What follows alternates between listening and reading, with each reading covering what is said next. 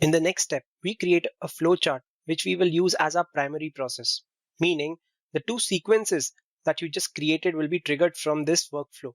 First, create a workflow. Click on New, click on Flowchart, name it 5_structure_flowchart. You can see a start box at the top in a flowchart. You can trigger a sequence from this workflow by dragging and dropping the sequence of your choice to the designer panel and connecting it to the start. For now, I will remove the sequence from here and use it later. There are activities dedicated to each workflow. Go to workflow option. For flowchart, you will see 3 activities. On the screen, we already see a flowchart activity on the designer panel. So we don't need to drag drop it from the activities panel. Before we use the other 2 activities, that is the flow decision and the flow switch, let's set the process up in the order of execution. First, look for input dialog, which will ask the user for the item to search.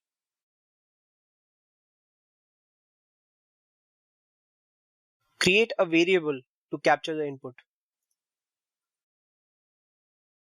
Call it input item. The variable type is string, and the scope is the structure flowchart.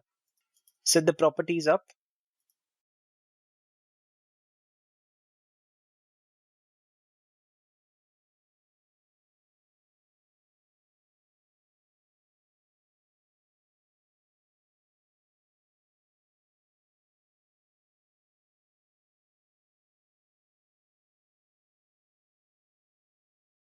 I've enter the item name that you're looking for.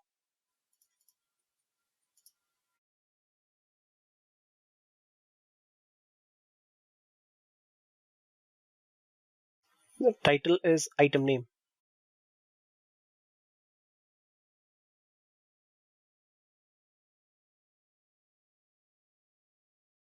Connect the input dialog from this to the start by dragging and dropping it from top to bottom, not the other way around. We can rename the input dialog to get item.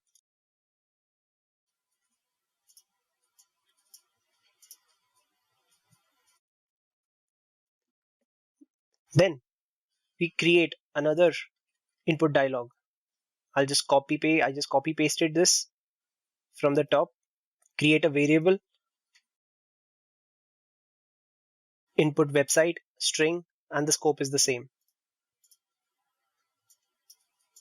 We rename this box to get website.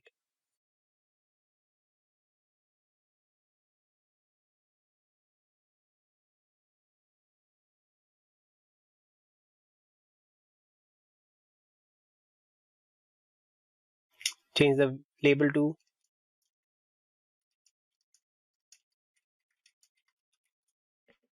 which website are you looking into.